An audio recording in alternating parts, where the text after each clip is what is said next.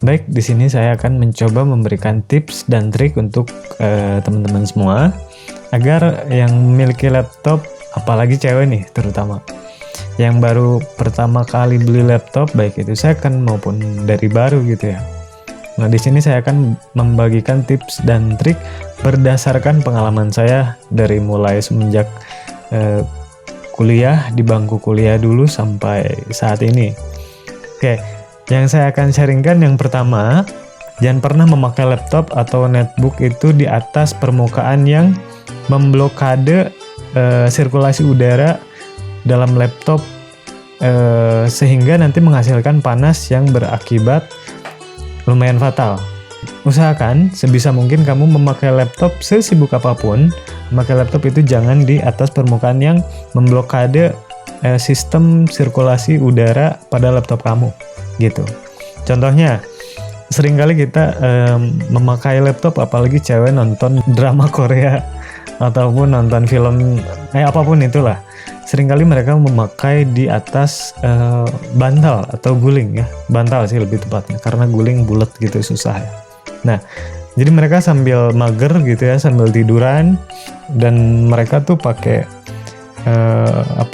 pakai bantal untuk menyanggah laptopnya. Itu hal yang sangat dilarang sebetulnya untuk pengguna laptop, karena ketika penggunaan seperti itu intens, ya bisa dikatakan sering gitu ya, bakalan berpengaruh terhadap laptopnya gitu. Jadi nanti laptopnya itu bakalan cepet panas gitu kan, panasnya jadi terhambat, lalu dia naik lagi ke laptopnya gitu. Selanjutnya, usahakan permukaan alas laptop itu bersih. Karena gini, saya pernah ada konsumen, teman saya sendiri, laptopnya itu, kenapa sih laptop saya itu seringkali bunyi nging gitu ya. Nah itu karena ya itu yang pertama, seringkali bunyi nging kayak kipas gitu ya. Yang kedua, seringkali panas gitu, sering panas banget. Kenapa ya? Padahal laptopnya baru beli 2 bulan ke belakang, baru 1 tahun ke belakang gitu, tapi sudah seperti itu. Nah itu karena adanya debu masuk ya, debu masuk karena permukaannya itu nggak bersih teman-teman gitu. Jadi usahakan permukaan laptop itu bersih. Ketika sirkulasi udara masuk dan keluar itu nggak ada, sangat minim lah debunya yang masuknya gitu. Jadi kalau misalkan kamu bisa membuka laptop ya, dan singkat cerita, laptop teman saya itu, konsumen saya itu saya buka ya, dan alhasil di kipas, laptop itu memiliki kipas ya, kipas yang kecil. Di kipasnya itu ada banyak sekali debu yang memblokade sirkulasi udara dalam laptopnya gitu. Jadi wajar saja performa laptop jadi agak sedikit lemot gitu kan, ada agak sedikit loading. Itu dikarenakan salah satunya dari sirkulasi udara yang tidak baik pada laptop yang kita gunakan. Yang ketiga, usahakan membawa laptop di dalam tas itu dipisahkan dengan alat kecantikan, dengan alat-alat obeng dan sebagainya ya, dengan apapun itu. Jadi jangan disatukan. Biasanya tas laptop yang sekarang itu suka ada khusus untuk laptop kan gitu, jadi nggak akan tergores. Nah itu untuk menjaga keindahan laptop kamu, apalagi baru gitu. Jangan disatukan lah, usahakan.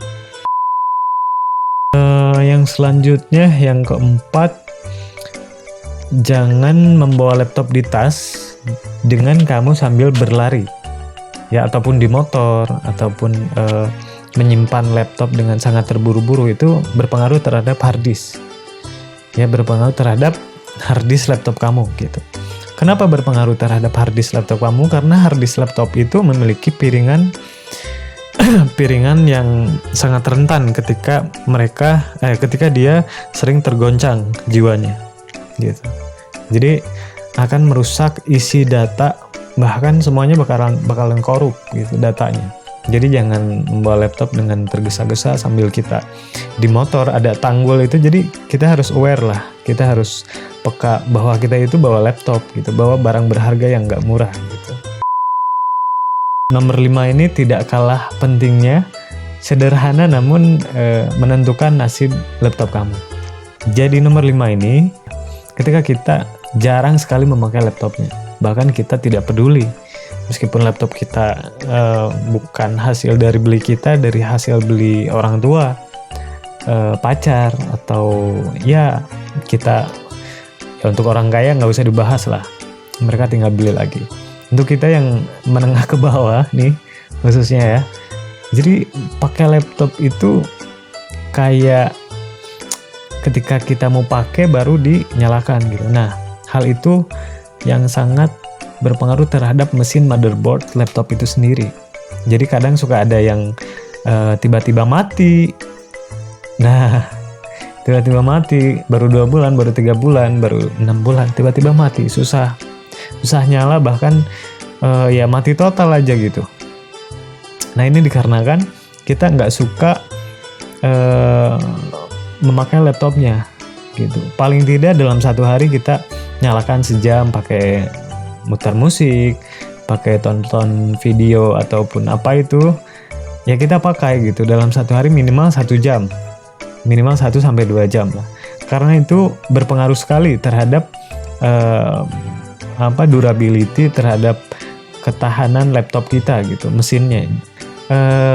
Balik lagi ke based on my experience gitu, pengalaman dasar saya waktu itu, kenapa banyak keyboard laptop yang mati, keyboard laptop netbook yang suka error gitu. Nah, dikarenakan itu tidak suka dipakai. Jadi si laptop itu ketika tidak dipakai dan sering disimpan di lemari itu bakalan lembab dalamnya gitu. Di motherboardnya, di keyboardnya itu bakalan lembab.